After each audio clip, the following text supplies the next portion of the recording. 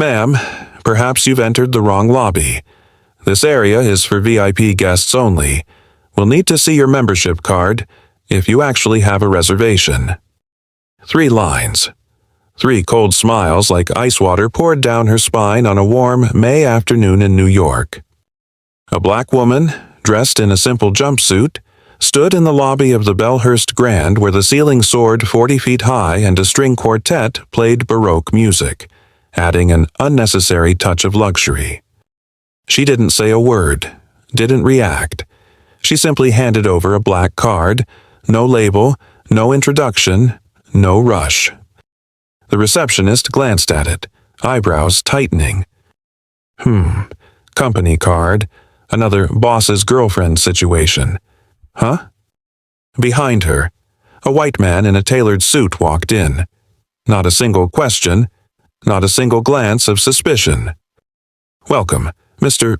Patterson. Your room is ready. As for you, ma'am, please step aside. We'll need to verify further." The air conditioner was cold, but not as cold as the way they looked at her. Her name was Zora Bennett. What no one in that hotel knew was this: she didn't need a reservation to be verified. She owned the building, and the name Bennett on the front sign belonged to her father. But Zora didn't say a word. She stepped aside, in silence, watching, memorizing every glance. She wasn't denied because she lacked access. She was denied because they couldn't believe someone like her could have access. They thought she was just another outsider, a guest who'd wandered into a space she didn't belong, a brown face misplaced among Swiss watches and Hermes ties. But some things don't show up on a name badge, don't appear in a reservation log, don't need to be explained. They only need the right moment. Zora didn't need to step onto a podium to prove her worth.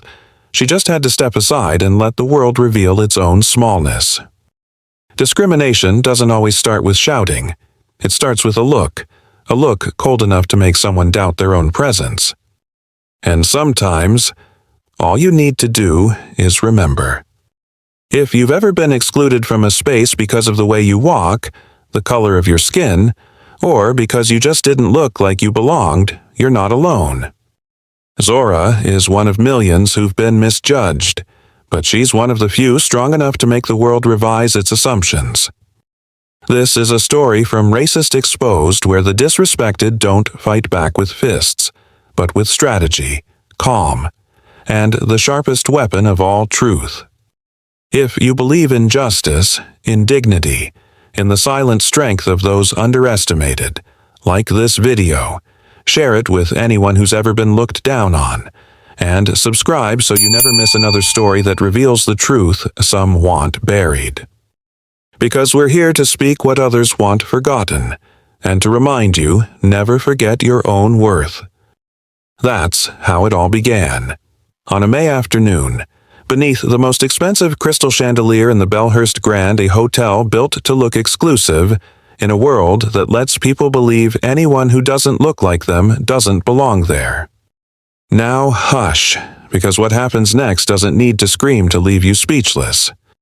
Footsteps echo softly against polished stone, and a pair of eyes open wide, not from surprise, but from being far too familiar with being doubted. She appeared like a low note in an all-white symphony. In the lobby of the Bellhurst Grand, where everything gleamed with Italian marble, French crystal chandeliers, and the cedarwood scent of designer cologne. Zora Bennett stepped in, silent, unaccompanied. No Louis Vuitton luggage in tow. Just herself.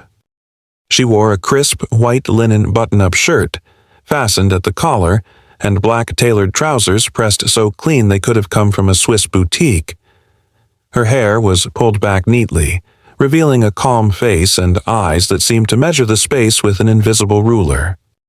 She stopped at the front desk. 2 staff members had been chatting quietly, but froze. One, a thin white man in his 30s, hair slicked back, quickly shifted into a stiff, professional demeanor. "Good evening, ma'am. How can I help you?" he asked, though his eyes scanned her like a barcode. "I have a reservation. Under the name Bennett," she replied. The receptionist typed, frowned, looked at her, then back at the screen. "Ah, Ms. Bennett. Penthouse level, but I'll need to verify a few things. This is for an executive suite, correct?" "Correct." She handed him her phone. Booking code visible. System showed valid confirmation, yet no room key was printed. He glanced at his colleague, then added, "Do you have a membership card or anything to confirm that you're authorized to book at this tier?" Zora raised her head. Her gaze wasn't cold or irritated, just patient.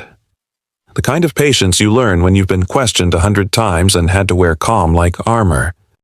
"I have a corporate card." She pulled out a matte black card. No logo, no name, just a chip and an encrypted security code. She placed it on the counter. The receptionist looked at the card, then chuckled softly. "Oh, corporate tier. We partner with a few large firms. Mind if I ask where you work?" Zora simply said, "I'm a partner." He raised an eyebrow, clearly skeptical, but stayed within the bounds of forced politeness. "I'll call the manager over. It's just standard protocol. I'm sure you understand." 2 minutes later, the sound of leather shoes echoed across the stone floor. Mr. Vance arrived tall, silver-haired, wine-red tie, walking like he was inspecting a fashion runway instead of a hotel lobby. He carried the air of a man used to issuing orders, not explanations. "What's going on?" "Luke," he asked, eyes already fixed on Zora, like a headmaster walking into a classroom he didn't recognize. Luke, the receptionist, spoke just low enough that Zora could still hear. "She booked an executive suite. Code's valid. Has a corporate card but no VIP profile. No membership on file. I figured maybe she's someone's sponsored girlfriend." Zora didn't react. She stood still. One hand brushed the side of her handbag, as if checking her own pulse through leather. But behind the stillness was attention not from offense, but repetition. She'd seen this script too many times. Vance nodded slowly, then approached her. "Miss Bennett, I'm the lobby manager. Apologies if my staff made you uncomfortable. We simply have a verification process for corporate tier guests. I'm sure you understand." Zora met his gaze. "I understand." His voice was soft, almost smiling, but every word he spoke carried the weight of control. "Would you mind telling me who issued this card or the company name, so we can confirm authorization?" "Bennett Lux Holdings." That made Vance pause, just for a second. Then he masked it. "Ah, sounds familiar. They hold some equity in our parent chain. But I haven't seen you before. Which department are you with?" Zora gave a faint smile. "I'm not in the system." Vance began to bristle, clearly annoyed by the lack of intel, but still held his diplomatic tone. "I'll go ahead and scan the card. If everything checks out, we'll get you settled right away. If not, I hope you'll understand our policy." Zora nodded. "Go ahead." The air tightened. Luke had stopped smiling. A white guest entering behind Zora was greeted warmly, but neither Vance nor Luke looked away from her. She stood there like a crack across the mirror they always believed was flawless. Beep. The POS terminal scanned the black card. On screen, one line appeared. Bennett Lux Holdings, Corporate Access Level 1. Luke fell silent. Vance glanced at him. No one spoke for 3 seconds. Zora didn't smile. She didn't have to. Vance cleared his throat. "Well, everything seems in order. We'll have someone escort you to your suite." But instead of adjusting his tone, he added, "In the future, If you can book through our internal channels or have a representative notify us in advance, it may streamline things. We get misunderstandings sometimes." Zora gave a slight nod. Understood. But her eyes had changed. Not sad, not angry, just still like lake water sliced by a sudden breeze. She didn't raise her voice. She didn't need to. Because she knew this, they may have scanned the card, but they still hadn't realized that the woman standing in front of them wasn't some fortunate outsider. She was someone with the power to restructure the entire hotel from the name on the building to the person behind the desk. Zora turned and followed the bellboy now arriving, her back straight. Her heels hit the floor in steady rhythm, not loud, not soft, but just loud enough to remind everyone still standing in the lobby. Some footsteps don't need a red carpet, because they are the declaration. And Zora never forgets who once looked at her as if she didn't belong. The penthouse at the Bellhurst Grand isn't pricey just for its view or finishes. It's expensive because it isolates you from the outside world. Soundproof walls, double-layered drapes, not a whisper from Madison Avenue can get through. For Zora Bennett, though, this silence is where the real sound emerges not from speakers, but from hidden cameras. She steps across the walnut wood floors, removes her coat, pins her hair up with practiced ease. No help needed, no hesitation. Every movement, every unlock behind the bookshelf, every password entry is executed as if she's done this 1,000 times because she has. The control panel screen lights up. An internal interface appears. 8 live feed frames filling a large monitor the main lobby. Front desk, staff lounge, management office, logistics zone. All motion shown in real time. Zora doesn't take notes. She doesn't need to. Her eyes record everything. Her ears filter it all, raised amid boardroom briefings. She can immediately tell what's procedurally odd and what's wrong at its core. At the check-in desk, Luke is speaking to a colleague. She just looks like someone's sponsored girlfriend. Executive suite without a client profile, odd, right. Yeah, her eyes are sharp, but she's got no attitude, like she knows someone's got her back and doesn't care. They chuckle softly. Zora taps record, saving the clip under perception bias. Front desk. The camera switches to the staff lounge. Malik, a young black staffer, is washing his hands. Another voice says, "Hey Malik, looks like your friends in town booked executive suite." Another chimes in.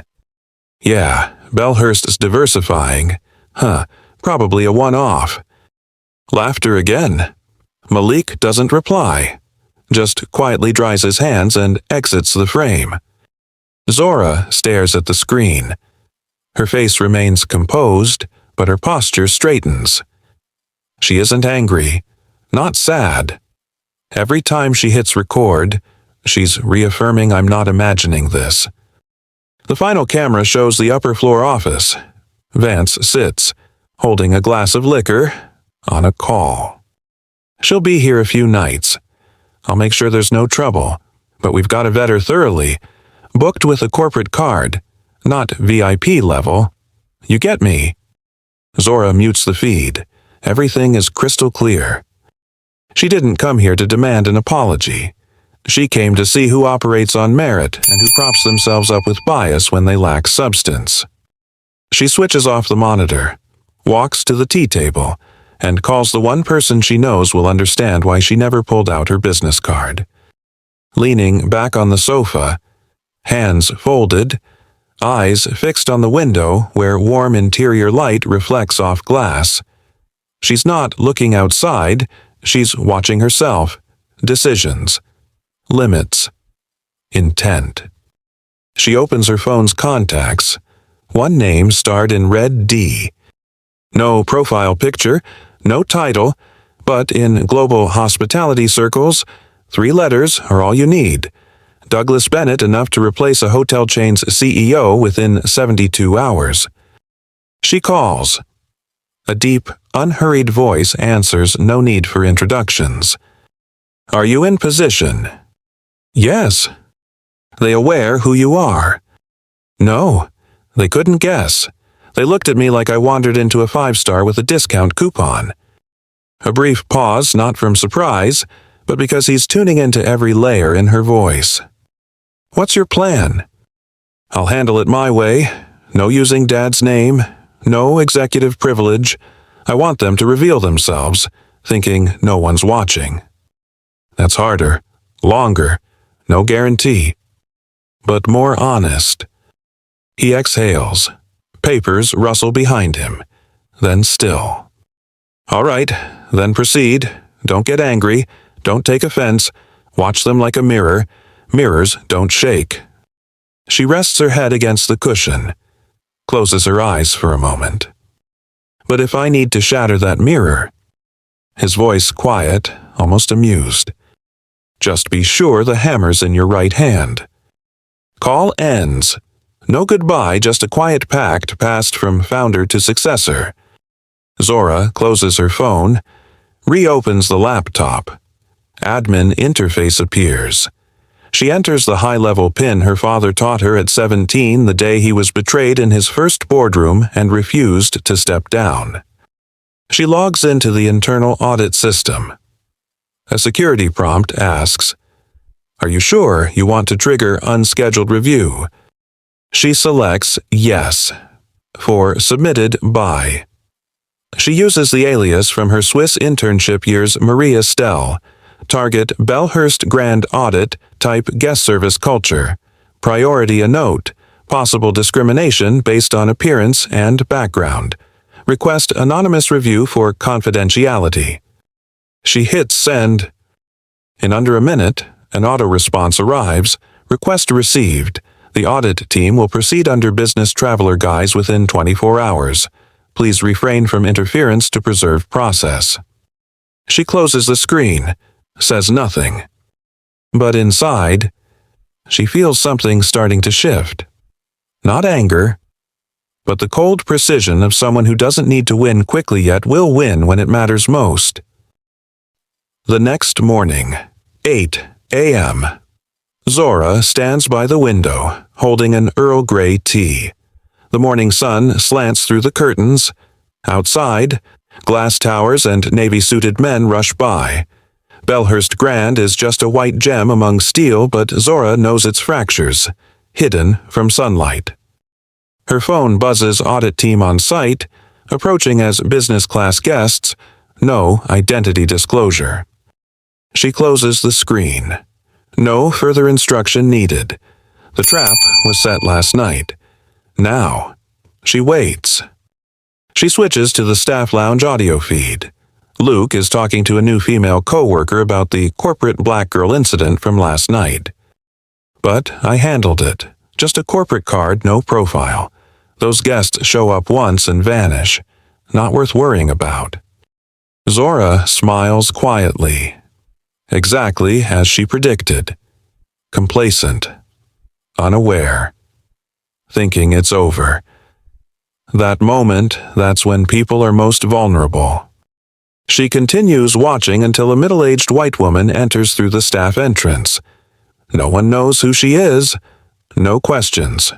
Dressed modestly, with a leather rolling bag. Zora recognizes her Sylvia Ward, Northeast Regional Audit Leader. Her father once called her a detection machine that surpasses intelligence services. No one in the system dares underestimate her unless they don't know who she is. Sylvia walks to the front desk. Luke is absent. Another agent is serving her. No suspicion. No credential checks. No alerts to Vance. Just as planned. Sylvia is escorted to the 12th floor, the usual floor for long-standing business guests. A hidden elevator camera records her scanning the space cameras, signage, greeting staff. Zora logs every detail, every blind spot. She switches to the management meeting room feed. Vance is reviewing the internal training schedule. He senses something. In his planner, he underlines, Q2 guest service audit, Next week. Zora quietly screenshots the screen. At the same moment, a system alert pops up. Guest Marie Estelle, room 1213, requires personalized service support. Marie Estelle is Zora's alias, but room 1213 is not hers. It belongs to an audit team member assigned preemptively. She doesn't message anyone. She just smiles. Because this is how the counterattack works, not with words, but with the very system they trusted and believed to be unbreakable, redesigned from the inside by the person they once tried to push into silence. Meeting room, 17th floor, West Wing. The ebony door closes with a low, firm thud like the world outside just got sealed off from an internal power play. Vance sits at the head of the table. In his right hand, a pen. His left lightly rests on an unopened bottle of mineral water. 6 influential minority shareholders, salt and pepper hair, gray ties, exposed mechanical watches surround him. They wield weight in Bellhurst Grand's operations, though they're not on the official board. You know I'm not one for theatrics, Vance begins, gazing into space rather than at anyone. But here's the truth. Bellhurst is slowing down. The parent company owns the shares, but not the daily management. That gap is our opening. A heavy-set man with rimless glasses leans forward. Your point. A partner from Asia Silvercrest Financial is interested in taking over the operational side. They won't touch ownership. Bennett Lux remains in name, but operational control shifts. Essentially, power changes hands without a single share changing names. Silence blankets the room. A gravelly voice breaks it. Has corporate HQ signed off on this? Vance smiles, not a friendly smile, but precise, measured. They don't need to. This is a regional move. It only happens if we all agree. Stillness again. Heads begin to nod. No verbal yes, but within this tier of power, a nod suffices. Vance slides a document toward the center of the table. The overhead light glints off the title, Strategic Transfer of Operational Discretion, Level 2. At that moment, a sharp ding echoes as Malik enters, carrying a tray of coffee. Vance frowns. I didn't order coffee. Someone requested it for the meeting. Malik replies calmly without meeting Vance's eyes. A shareholder nods subtly. Malik sets the tray down and exits. Vance watches him leave, tightening his gaze, then continues. Bottom line, if we agree, we'll sign a memorandum by the weekend. Leave the HQ side to me. After all, a chain as big as Bennett Lux won't bat an eye at one hotel. What they don't know is that a hidden camera in the corner intended for internal recordings is still on. Someone on the 48th floor is watching every frame. Later, in Malik's head. Malik shuts the meeting room door, heading straight for the service elevators. His hand trembles not from fear, but from knowing how big today's decisions are. He has no seat at the table, no system access, only doubt. He presses the button for floor 48. This isn't random. Since seeing Zora on the penthouse hallway last night, something shifted. It wasn't that she looked familiar, just that her eyes spoke more than she said. The elevator opens. He steps out toward the service area, but pauses before a bronze plaque reading Suite East, Private Access. He taps quietly, nothing. He taps again. The door opens just enough to reveal Zora. No makeup, no designer cloak. The lighting catches the high planes of her cheekbones and deepens the gaze in her eyes. Am I intruding? He asks. Zora doesn't answer. She simply widens the door. Malik stands at the edge of the carpet. I don't know who you are, but something's happening on 17. I thought, you should know. Zora tilts her head, studying him. I already do. Malik freezes. You know. Zora nods slightly. Since last night, I'm more than just a guest. She sits, gesturing to the chair, but Malik remains standing, surprised, respectful, cautious. So, who are you? Zora studies him for a moment, then smiles softly. No need to say, not yet. Malik swallows. There's something in her calm that jolts him. Not fear, but the sense that this woman isn't what she seems. He nods. If you need anything, I'll help. Zora glances at the cooled tea in her cup. Just do your job and observe. All I need is clarity from people this system tends to ignore. Malik nods, his respect evident. He steps back, leaves, and closes the door. Back in the conference room. Vance, mid-presentation, gestures at a slide showing projected profit restructuring. Zora doesn't need to follow the content. She only needs timing. Now wasn't the moment. But soon. That afternoon at the Bellhurst Grand boardroom. 12 leather chairs arced before a 3-meter LED display. It doesn't look like corporate HQ, but it feels strategic enough to intimidate anyone who walks in. Vance stands confidently in a black suit. Beside him, the Silver Crest representative, a stoic, cool-toned Asian man, details a transitional regional operational partnership. Terms are vague but polished. Minority stakeholders nod. Eyes on projected 17.5% margin increases over 3 years, and the temporary operations rights granted to local shareholders. Zora sits in the back row. Unremarkable attire. No badge, just a composed black woman who looks like she belongs. When Vance finishes, he opens the floor. Before we close, any questions? Zora stands. Everyone turns. The young man next to her starts to stand too, but she strides confidently into the aisle. I have one. Vance narrows his eyes. Who are you? This is an internal shareholder meeting. I know. I'm here as an internal shareholder. Your name's not on the list.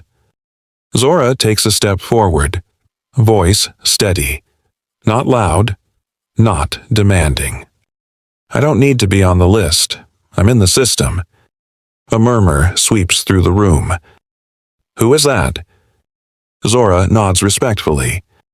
Forgive the interruption. I have one request. She signals behind as the room tech hesitates before switching the display to the server input. Her presentation slides vanish, replaced by a simple black screen with white text, one line appearing slowly. Zora Bennett, legal successor to the chair. A palpable pause, a flicker of recognition. Faces shift from the screen to her. Vance takes a step toward her. So you think just typing your name is enough to... Zora doesn't speak. The tech switches the slide again. A signed legal document from Douglas Bennett, corporate chairman, confirms Zora Bennett's regional executive succession, effective last quarter.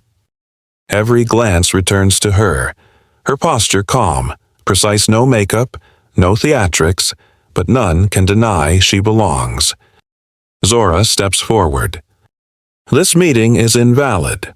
Everything presented here will be recorded as evidence of unauthorized negotiation. She locks eyes with Vance. You had your chance to acknowledge me, but you chose everything, except thinking. No laughter, no applause, silence, but this time, not out of dismissal. Rather, because they just realized some doors don't require ID cards. They only need someone to stand up, and then all doors open by themselves. The room remained silent. No one moved after being stunned by the 3 words on the screen, Zora Bennett. Zora still stood at the front, unwavering and resolute. She signaled the technician to play the 3rd video. The screen flickered before revealing security footage. First clip the hotel reception desk. Luke leans in, speaking quietly to a coworker. Look at her. She doesn't look like the usual type we see. Executive suite. Someone probably booked for her. A brief laugh, a shared nod, then they exit frame. Zora swept her gaze across the audience. No one responded. No one stirred. Second clip. The staff break room. Malik enters before removing his jacket. A voice rings out. Today, Malik's family in the penthouse. Diversity initiative. Right. Malik doesn't respond. He stands silently, then exits. No apologies. No follow-up. Zora paused the video there, letting the silence settle. Third clip, Vance in the management office, captured via audio from the surveillance mic. I'll let her up to the room, but keep an eye on her. A black woman using a company card, they usually mean trouble. That comment echoed through the suited crowd, and for the first time since Zora arrived, someone bowed their head. She stepped closer to the conference table. These are 3 excerpts from the very system you rely on, yet you unwittingly played lead roles in a play you never auditioned for. Vance started to rise, but Zora raised her hand. I haven't asked for a response. He froze. Zora fixed her gaze on everyone present. This isn't a PR mishap. It's a system that runs on the assumption that black women can't self-authorize access to the executive suite, where competence is judged by accent, authority by skin tone, and value by social media presence. She paused. Her voice was calm, but each word landed like a stone on a glass table. If I weren't the real guest without power, cameras, or family clout, none of you from yesterday to today would ever have your actions recorded, or ever corrected. Stillness. Vance squinted, as if searching for a defense, but there was none. Zora nodded toward the technician. Turn it off. The screen went dark, but the room remained lit by confrontation, accountability, clear for everyone to see. She spoke softly. Tonight, I didn't come to punish. I came to re-educate not through manuals, but through the experience I know too well. She turned to Vance. And you will begin Lesson 1. Tomorrow morning. Vance blinked, confused. The moment Zora spoke, you will begin Lesson 1. Tomorrow morning. See. The entire room froze again. Vance half stood, then paused, mouth slightly agape as if to ask, what do you mean? But Zora gestured to the projector for her final slide. The screen lit up again. No videos, no powerful signatures, just a simple HR directive from Senior Bennett Lux. Personnel update, Vance Howard. Temporary reassignment, customer service trainer. Bellboy rotation duration, 72 hours. Signed by Zora Bennett with a bold red executive seal. No laughter, no applause. Someone almost choked on their water. Vance stood motionless, his face blanching, then flushing. Not with shame, but because no one had ever put him in his place so publicly, especially in front of allies. You can't do that. I'm executive management. Zora tilted her head. You are correct and wrong. You can manage, but you do not truly lead. You lead with bias, assumptions, blind confidence that you know someone at a glance. She looked to a nearby staff member. Prepare a bellboy uniform in his size. Tomorrow morning, he starts service at reception, 6:30 a.m. sharp. Vance didn't sit, but he no longer resisted. He rocked slightly, then gave a small nod, clinging to the last shred of dignity. Zora didn't smile. She paced the table slowly. For the next 3 days, he'll handle luggage, open doors, fulfill requests he once considered beneath him. Every gesture, every utterance will be live-streamed internally, not to shame, but to retrain the mid-level staff. She came to a stop behind his chair. You called me troublemaker on camera. Today, I'll show you what organized troublemaking looks like." She turned and left. An older shareholder whispered, "She's not punishing, she's re-educating." Another added softly, "And doing it better than Harvard Business School." Zora returned to her seat. She offered no further show of power. She just looked at the blank screen. 3 days. Not a long sentence, but long enough for someone with integrity to learn humility. 3 days later, Vance, donned in a charcoal bellboy uniform and white gloves, stands precisely where he once instructed others to stand. Every action opening doors, carrying luggage, greeting guests is live-streamed internally. No captions, no explanations, just a man who once ordered now humbly serves. Zora didn't watch each moment, but received daily reports from senior HR 43 staff comments. Most were silent. Some said unbelievable. Only Malik wrote one brief line. "Doing right is a start. Doing right after being wrong is real maturity." On the 4th morning, Zora called an urgent departmental meeting. No spotlight, no slides, no outside guests, just key staff from operations, housekeeping, reception, security, finance, and IT. She opened calmly. "In the past 3 days, our system underwent a test not to embarrass anyone, but to remind us power isn't in the seat you occupy, it's in how you treat others when no one's watching." Eyes stayed fixed. A healthy system isn't where the strongest rise fastest. It's where the most overlooked can live and work with dignity. Vance sat in the back. Uniform changed, but none looked at him the same way they knew he was part of the problem. So did Zora. She nodded to the HR rep. According to the reports, there were at least 7 confirmed discrimination incidents, actions, words, procedures by managers or above. Some faces drained of color. She didn't list names. "Starting now, I am terminating all managerial roles verified for misconduct." No roll call. One stood, another looked down. Vance remained silent, knowing this wasn't a forum for excuses. Zora paused. But change isn't just firing people.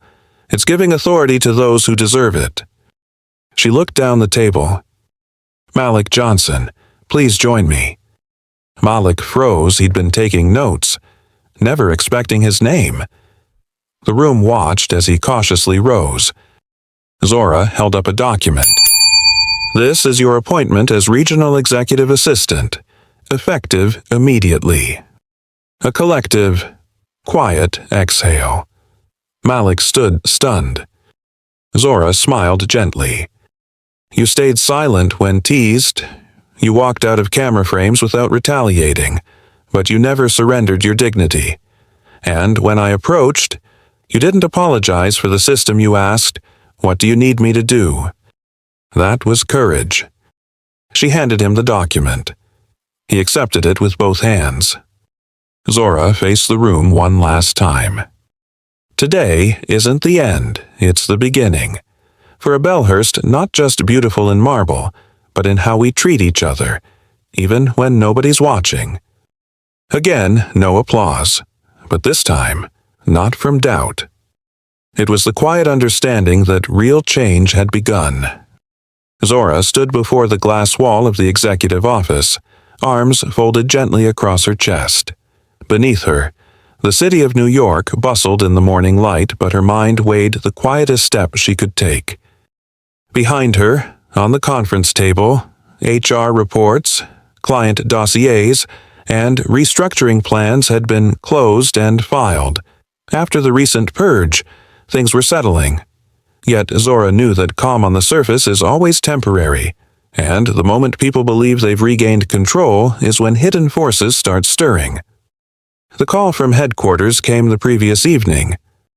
"We'd like a third person from Regional Council to help oversee changes at Bellhurst." A neutral party, Zora asked, her eyes fixed on recorded footage of Vance on a phone call a few nights earlier. Not exactly neutral. The response came, but experienced. Someone to help balance things. You see, we want to avoid the impression that this reform is personal. Zora understood. And she also knew exactly who would be nominated. Camille Duval, Assistant Regional Director for the Eastern Region. White, soft-spoken, neat appearance, classic corporate, no scandals, no headlines, well-liked by the board for being steady, and, precisely for that reason, underestimated. Zora agreed, not because she trusted Duval, but because she wanted to see how far Duval would go if she thought she could meddle. That morning, Duval arrived. Bellhurst smelled like it had been perfumed solemn atmosphere, staff greeting her with deference. She wore a cream suit, gentle smile, and approached each department head with the right mix of warmth and authority. Zora met her in a quick lounge meeting on the 18th floor. "I've heard many things about you," Duval began. "Good or bad," Zora replied, pouring tea and lightly touching the pot, reminding herself that true power resides in controlling the temperature. "Favorable for those who value results." Zora said nothing. She listened as Duval laid out her mandate. "Headquarters wants you to assist me in management oversight for 48 hours to review the reform process." Zora nodded calmly. "I agree.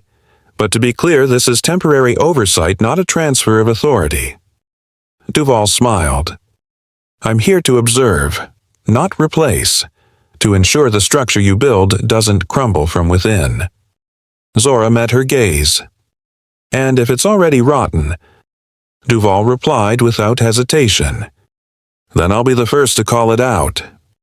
The meeting ended in 13 minutes. Enough to define roles, not enough to compromise. At lunch, Duval met department heads privately. She didn't pressure them, just listened, took notes, and concluded Zora is moving fast, and with sense. To the untrained ear, that sounded like praise. But in internal politics, with sense is a sign that someone is susceptible to being manipulated. Zora watched it all through internal cameras, whispered hallway conversation, and the looks of longtime staff as Duval passed, guarded yet relieved, as if her presence reassured them. But safe doesn't mean loyal. Later, Zora sat alone in her office, reading Duval's name in emails CC'd from those meetings. She didn't disrupt, she didn't challenge, but she didn't help either. And the most dangerous kind of person is one who lets others fail themselves. Zora leaned back in her chair, quietly to herself. Let's see who carries the mirror and who wears the mask. Official notice never came, only a call, 3 vague emails, and a captured Slack message forwarded where it needed to go. Zora Bennett exceeded her delegated authority. She approved HR decisions without board sign-off, accessed management tools beyond regional scope. Zora didn't react immediately. This was textbook. She'd seen it before. But this time, it came from Camille Duval. Not in her name, but via whispers from someone close to her. Trusted. An insider. Poisonous whispers with no trace but designed to hurt. That evening, Malik knocked on her office door, looking tense. "I heard from an accounting contact that someone's asking to review all your executive orders." Zora flipped a folder. Duval. No name given, but the voice was hers. She said it like she does in regional meetings. Never direct, just planting doubts. Zora nodded. Everything fit. The next morning, her phone buzzed. It was the chairman's executive assistant. "Good morning, Zora. On behalf of the board, we've received feedback regarding Bellhurst's operations. Due to the sensitivity, they request you step away from the property for 48 hours to facilitate an independent review." Zora leaned back. "What's the feedback?" "Some HR decisions bypassed protocol, and there's been system access beyond your regional mandate. Feedback, not accusations. Correct, we're clarifying. Zora closed her eyes briefly. Understood. I will step away for 48 hours as requested. She hung up. No questions, no appeals. An hour later, her internal account was deactivated, her staff badge disabled, access to executive floors denied. Malik came running. They changed your locks, even on the penthouse. Zora nodded. Perfect. That confirms it. Confirms what? They think I've stepped away. That's when everyone reveals their true face. Malik looked puzzled. But if you leave the hotel... Zora stood, retrieving a gray maintenance uniform from her drawer. I'm not leaving. I'm changing roles. You mean you're staying as internal staff? Zora didn't respond right away. She stripped her watch, pocketed her phone, slipped on plain shoes, and put on the uniform with precision. Malik watched, disbelief on his face. You're staying undercover? Zora pulled the bill of a cap low and nodded gently. Once they think I'm gone, I'll be able to see them more clearly than ever. She stepped out of the office unnoticed. No alarms, no farewells. Just a shadow descending into the service elevator, and with it, a new game began, this time with a pawn the board never saw. Down in the basement, the air was thick with iron, damp concrete, and floor-cleaning chemicals the sense of a hidden world staff call their own, a space where stilettos, silk ties, and welcome, sir, never belong. And today, Zora chose to stay there. Her maintenance uniform was slightly oversized. The cap shaded her brow. As she walked past, no one looked up. New staff avoided eye contact. They didn't notice her, exactly as she meant. Using the spare tech badge Malik gave her, she could access maintenance closets, machine rooms, service corridors, and hidden control nodes, not the top floors, but the infrastructure hidden beneath. That's where she began installing covert cameras.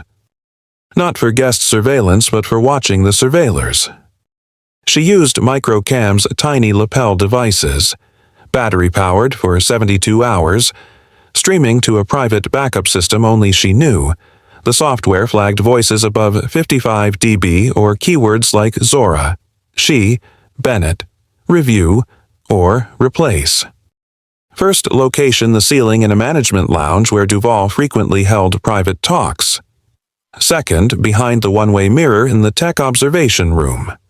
Third, at the VIP lounge window ledge where department heads often gathered after hours. She worked quietly and precisely, taking moments to steady her breath. She knew exposure would make her the target, but without this, she'd never see the full picture, the unofficial counsel pulling Bellhurst's strings behind her back. That night, she slept on a cot in the employee break room. Maria, a Dominican woman in her 50s, walked in and glanced at Zora, nodded softly. No questions, no introductions. New here, huh? Haven't seen someone young volunteering night shifts in a while. Zora smiled. Needed work. Maria sat beside her, unlacing her shoes. We don't need to know each other's past. Here, as long as you do your job right, that's enough. Zora said nothing, but those words, do your job right, echoed in her mind. In the lowest tiers, no one gets to explain themselves. They just survive quietly. 3 days later, the system started feeding back proof. The first audio snippet, Duval, in private office, speaking to an unknown party. As long as she's gone for a few more days, I can finalize the restructure. Let's make sure she has no path back. Zora opened the clip. No distractions. She typed a single line into her laptop. Sufficient data to file an official complaint. Not enough yet to strike back. She needed more. She didn't just want a return, she intended to expose the entire charade. And she'd do it from the very depths where they assumed she'd disappeared. On the 7th day after Zora was temporarily removed from her position, the main lobby of the Bellhurst Grand was transformed into an autumn festival. White lilies, warm lighting, and a red carpet stretched from the front doors all the way to the ground floor boardroom. Staff wore new uniforms. Standing with straight posture and hands clasped in front, there wasn't a word spoken, but everyone knew today was the decisive day. It was the regional shareholders meeting officially, to assess the progress of Bellhurst's restructuring. Unofficially, everyone understood it was a covert hearing on Zora Bennett's fate. Camille Duval arrived early, her hair in a high bun, ivory suit, Italian leather shoes, standing at the entrance and shaking hands with each attendee. Her tone was measured and eyes steady, not arrogant, but enough to signal she had moved beyond observer and was poised to take charge. "Where is she?" asked a young shareholder, scanning the room. "Not attending," Duval replied with a slight smile. "Per the board's request, she's absent for neutrality during today's assessment." An older man shook his head quietly. "She talked big at the start, now she's hiding." Duval merely smiled, neither confirming nor denying. She poured tea, took the seat at the head of the table, the same spot Zora once occupied. Malik stood by the entrance wearing a technical support badge. He hadn't been invited in, but had permission to monitor privately from the control room. Inside, the meeting began. "Ladies and gentlemen," Duval said, rising with an iPad in hand as though delivering an invisible speech, "allow me to begin with a summary of recent events at Bellhurst Grand." The LED screen behind her displayed charts fluctuating metrics, a timeline of HR decisions, staff turnover rates, and role changes. Duval pointed to a red section. Within 10 days of initiating the restructuring, Bellhurst recorded 27 resignations. Several management positions were eliminated without consultation, and many decisions were signed off unilaterally, and the person responsible is noticeably absent today. Silence filled the room, punctuated only by nods. "Continuing," she said, "I don't deny Zora Bennett has ideals, but ideals can't substitute for strategy. In modern management, what matters isn't just speed, it's sustainability." She paused, a deliberate emphasis. "As the appointed overseer, I propose the board officially transfer operational control of Bellhurst Grand to Camille Duval as permanent regional supervisor." The room fell silent, absorbing her statement. In the control room, Malik clenched his headset. Zora, watching on screen, reflected back coldly illuminated by the screen.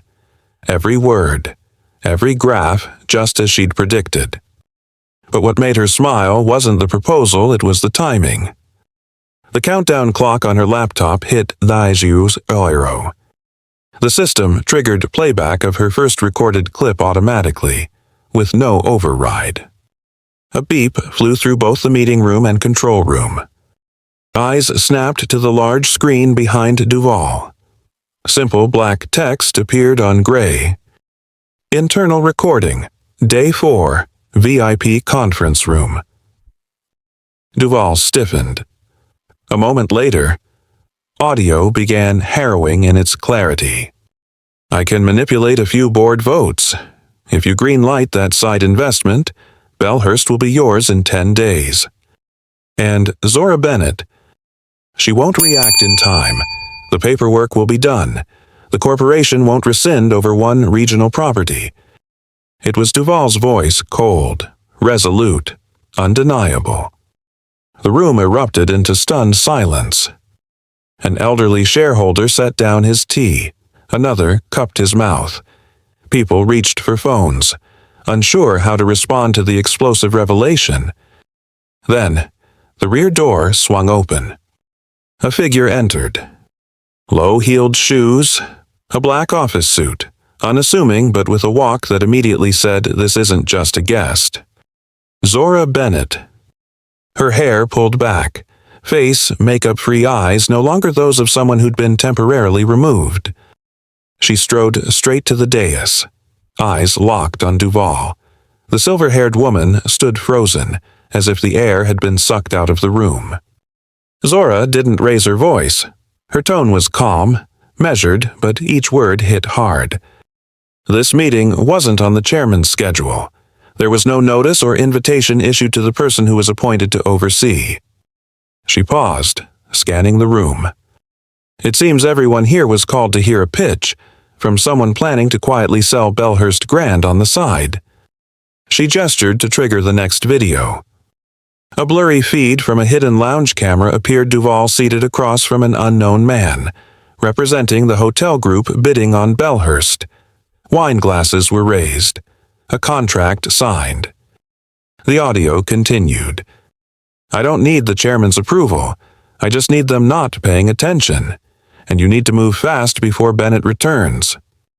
Duval gasped, lips trembling, eyes searching for rescue, but no one rose to help.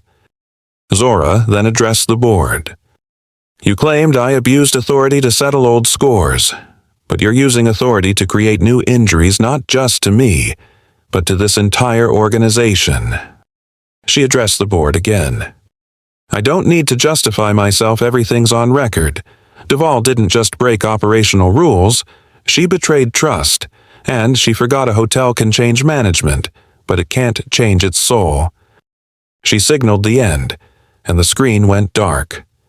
But in that silence, everyone understood the one they wrote off had returned not with excuses, but with proof, and with a key she never lost. The boardroom remained still, as if someone pressed a mute switch on the system. Duval sat in stunned silence, scanning the board members' faces, seeking empathy or support, but none was offered. Zora let the silence stretch no more than a single breath, no less than a single glance. She walked toward the head of the table, the seat reserved for the official corporate representative. It was empty, but not for long. Zora didn't sit. She placed a slim leather case on the wood surface and opened it. Inside was a file not thick but heavy with consequence. I know what you're thinking, she said evenly. Playing a recording is one thing. Exposing a conspiracy is another. But to truly end it, you need closure. So, she pulled out a paper stamped in red, holding it aloft. The light shimmered on the embossed letters. Transfer of executive shares. Bennett Lux Holdings Corporation. All eyes fixed on it. Zora continued. 3 months ago, my father Douglas Bennett began transferring his executive share ownership to me, and 4 days ago, the process was finalized. She laid it down and handed over another document. This is confirmation from the Legal Department Central Shareholders Board that with 28.7% ownership, the largest single block, I now hold not only operational control of Bellhurst Grand, but veto power over any high-level staffing decisions across the hotel system. No one spoke, but those who nodded to Duval had their gazes drop to the table. A shareholder muttered, 28.7%. That's exactly what the chairman held privately and never shared. Zora nodded. Yes, he held it as the ultimate key, and now he's passed that key to me. She turned to face Duval, whose composure had completely evaporated. Camille Duval, you not only betrayed me, you betrayed the trust of this entire system, effective immediately. You are suspended indefinitely pending internal investigation, and as the controlling shareholder, I declare Bellhurst Grand will not fall into anyone else's hands, no matter how well-funded or influential. Zora's voice softened as she concluded. This isn't a personal victory. This is the outcome of something simple. Whoever holds the core values holds real power. She took a seat at the head of the table for the first time. No one objected. No formal declaration was needed. The shift was in the glances exchanged. The staff in the hallway greeting her as their leader, it spoke volumes. She wasn't the heir apparent. She was the one in charge. Zora didn't smile. She lightly tapped the table and spoke with authority.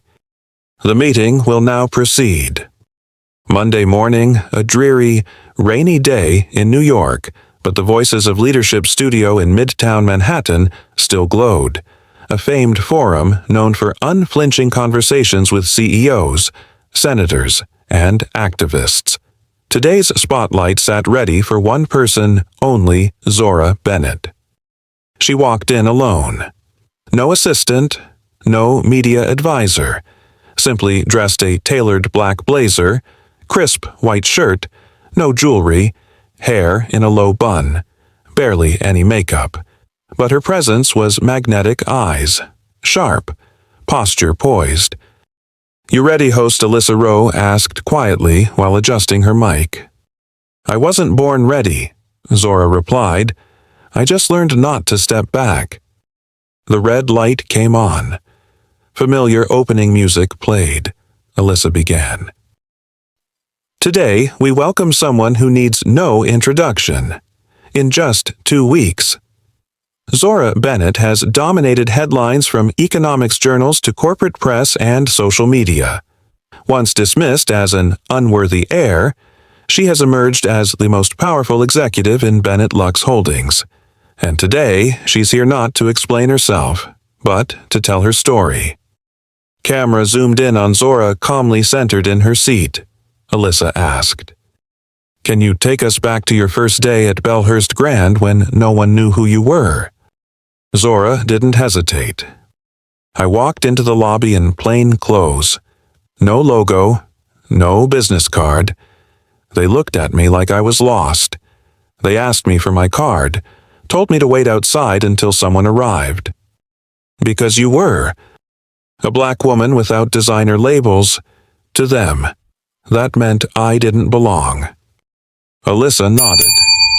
"Why didn't you speak up then?" "Because I didn't want to. I wanted them to reveal their true character when they thought I had no authority, no camera, no position. That's when people show their real colors." The audience sat in silence. The camera shifted to capture Zora's steady gaze as she continued. "I used to believe real change required climbing to the top of the system, but now I know real change happens by walking through it from the bottom up. From the laundry room, from the service corridors, from the unseen places where people drop prejudice as casually as they might joke." Alyssa paused and asked the final question. "Now that you're in the highest seat, what do you intend to do with it?" Zora looked directly into the camera, unwavering. "I don't want the spotlight, but if it shines on me, I'll redirect it to places long ignored where black people must bow even with degrees, where women are labeled too emotional when they decide, where a janitor knows more than a director but no one ever asks." Lights faded. By noon, the interview clip, 37 seconds long, was trending. She doesn't chase the spotlight. She turns it toward the overlooked. No need for replies. Because for the first time, Zora didn't have to prove where she belonged. She was already there. Reginald Bennett entered his 41st floor office like a silent cathedral. The mahogany floor creaked nothing beneath his footsteps. Gray curtains blocked the afternoon light. From here, he saw midtown skyscrapers, but he never looked out. He stared at the laptop, replaying Zora's interview. "She's smart," he muttered, part praise, part sour. "Smart enough to forget that. Intelligence alone is dangerous." Reginald wasn't an open enemy. As vice president of finance at Bennett Lux and Zora's cousin, he once toasted her 18th birthday and declared, "You're the one who can make this family proud." But he knew she'd been handed too much attention, too much stock, and worst of all, his father, Douglas Bennett's trust. To him, that wasn't opportunity. It was threat. Not to grab the chair himself, but to prevent anyone he couldn't control from getting it. She was young, principled, and worst of all, unpredictably flawless. But everyone breathes, and once you do, you slip up. Reginald opened a private file 6/4 of Bellhurst's financial transactions. He combed line by line, not looking for real errors but for opportunities to manufacture them.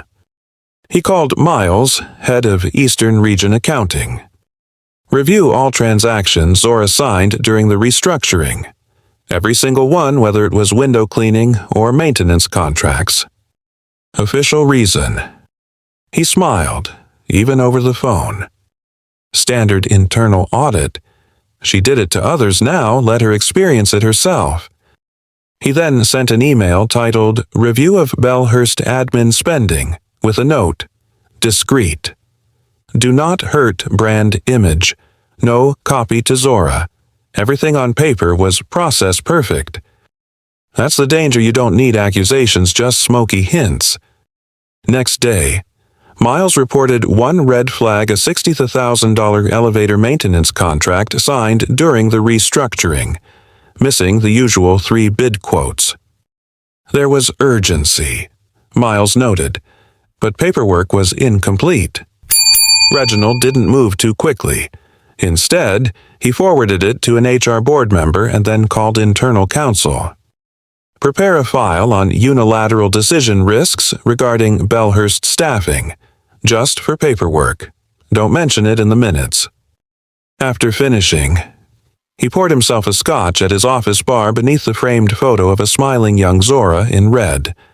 He looked at it and whispered, "Family doesn't always stand on the same side." He clinked his glass to the air and waited for her to slip. Zora's new 50th floor office was austere, no grand mahogany desk, no Persian rug, no power nameplate, just a white wall clean.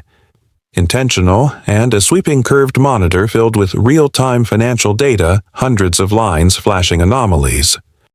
She sipped tea and focused on an orange alert. Duplicate cost entries Q3 last year, Finance VP, approved by Reginald Bennett. 3 minor entries under audit threshold, all to the same vendor, duplicate invoice numbers, different attachments. Not surprising, not upset. She opened another tab, Aegis, a custom AI auditing system she had quietly activated 3 weeks ago. She'd asked Aegis to flag any duplicate transaction patterns, any scale, and now the results were clear. She didn't need a committee. She had hard data. She opened a new email. To R. Bennett & Bennett Lux. Com. Subject. No need for an audit. Reginald, I see you've started reviewing what I signed. Good transparency matters. I'm not stopping you. Nor do I object to your investigation. But maybe you should audit yourself too. Aegis has flagged unusual patterns in your approvals over the past 18 months. Duplicates, odd wire transfers, missing documentation. I'm not auditing you. I'm letting AI do it. It doesn't sleep. It only needs logic, and at that, you've already lost. Z. She clicked send. No attachments. No CCs. A solitary click, yet sounding like a midnight knock on a locked door. 12 minutes later, recipient has opened email. She didn't wait. She rose and went out to her small balcony. Summer wind carried heat and distant traffic noise echoing of a city shifting beneath her feet. She didn't look back, didn't wait for Reginald to tremble. Because when he read, I'm letting AI do it, it doesn't sleep, he would know one truth. The old game was over. From now on, power wasn't tied to age, name Bennett, or a gravely voice. It belonged to whoever fears facts, not secrets. Back at the desk, her screen flashed a new alert. Found chain of related transactions in 3 Caribbean branches. Analyzing. She nodded quietly. Keep going. No need to say thanks. You were made to expose this system. The following spring, New York welcomed the season's first rays in a quiet, dry calm, not loud or showy, just early blossoms and soft light on skyscraper glass. On the 60th floor of Bennett Lux Holdings headquarters, the executive board met in private. No press, no media, no live streams. Just 11 seasoned individuals in gray suits, focused on charts projected before them 3/4 of growth, employee retention at its highest in 8 years, and not a single branch sold off from the once targeted acquisition list. And at the center of every metric Zora Bennett's name. She wasn't in the room not because she'd been excluded, but because she no longer needed to be present to be recognized. An elder board member, Mrs. Sinclair, spoke first. We all know Zora has been the de facto leader this past year. No scandals, no lawsuits, no PR disasters. Another board member added, and she never used the title chairman's daughter to get things done. A younger member hesitated. I doubted her young, never held an international post, but if leadership means holding a system steady, she's done more in a year than the past 7 predecessors combined. There was quiet laughter, no objections. Finally, Mrs. Sinclair scanned the room and said, I propose we vote appoint Zora Bennett as CEO of Bennett Lux Holdings, not as heir, not as legacy, but based on proven performance, confirmed by data, people, and results. All 11 hands shot up swift, unanimous. 10 minutes later, a global internal announcement landed. Zora Bennett is officially appointed Chief Executive Officer, Bennett Lux Holdings. Effective immediately. This marks the first time the role has transitioned following real operational leadership rather than board appointment. Zora was in a small Brooklyn cafe when the notification pinged. No cameras, no entourage, just a long coat, her hair down, reading a book, one of the rare habits she still held amidst executive life. Her phone vibrated. The screen lit up. She didn't pick it up. She just read it, then set it aside and turned the page. The server, unaware of her identity, placed a fresh coffee before her. Anything else, he asked. No, thank you, she replied. This is enough. She didn't call headquarters, didn't rush to a car, didn't deliver a speech. She knew in that moment that silence was the highest form of power. All year, she hadn't shouted slogans or staged press conferences. She simply stood her ground in laundry rooms, behind the scenes, in timely emails and uncompromising decisions. And now the world had to stop and acknowledge her. Not as Mr. Bennett's daughter, but as Zora. Just Zora, and that was more than enough. Bellhurst Grand, 1 year later. The lobby was no longer harshly lit. The carpet had been replaced with warm brown tones. Staff greeted guests with genuine eye contact, not scripted pleasantries. Those changes were driven by Malik Johnson, now the hotel's executive director. He didn't sit in a VIP office. His desk was on the ground floor behind the concierge counter where anyone could knock. Every morning, Malik walked the property not to inspect, but to listen. He learned every new hire's name, remembered every long-term staffer's routine. He wasn't a flashy speaker, but he kept his word. And Bellhurst changed because of that quiet commitment. Last month, HR released the numbers. The rate of hiring Black employees had doubled since the previous year. There was no diversity quota, just doors opened properly and invisible barriers removed. Now, in any staff meeting, you could see a Haitian woman sitting beside a white colleague from rural Maine, and no one called it a diversity initiative. They just saw it as work. Zora never asked Malik to do this. She put him in the seat and stepped back. He handled the rest. At a routine training session, someone asked, "How do you know who's right for the job? Not every person of color is qualified. Not every white person is wrong." Malik answered slowly, "I don't hire by color. I hire by this question: if a coworker is mistreated, What will you do? Anyone who answers, stay silent, I don't need on my team. He was once labeled too soft. Now staff call him the leader who doesn't have to yell and people still listen. Zora watched from a distance. No interference, no announcements. But in every quarterly report to headquarters was a simple note. Malik, keep him. At the corporate level, her ripple effects were growing. A new recruitment analytics system was rolled out across the company, not measuring sentiment, but red flags resume flow-through, retention time, complaint ratios, promotion equity. And through data, they discovered what Zora already knew. The problem wasn't talent wasn't out there, it was the old system couldn't see them. The new policy wasn't labeled minority preference. It was called simply visibility, let them be seen. One autumn morning, Zora received a message from Malik. I just interviewed someone who was twice rejected for being too blunt. Now she's running the operations team. Him? They said I wasn't tough enough. They said she was too tough. Now we're keeping things balanced together. Zora replied with just one word. Exactly. She didn't need to visit Bellhurst to know it had changed. What she sowed didn't bloom in office flowers, but in roots that anchored deep. The Bennett Lux Memorial Gallery occupies its own floor at headquarters, no visitors, no press conferences, no fresh flowers. Just framed photos lining the walls, each past leader from 1948 onward, mostly white men in three-piece suits, staring into distance as though imagining world-changing strategies. At the center, a large portrait of Douglas Bennett, the first black chairman of the company.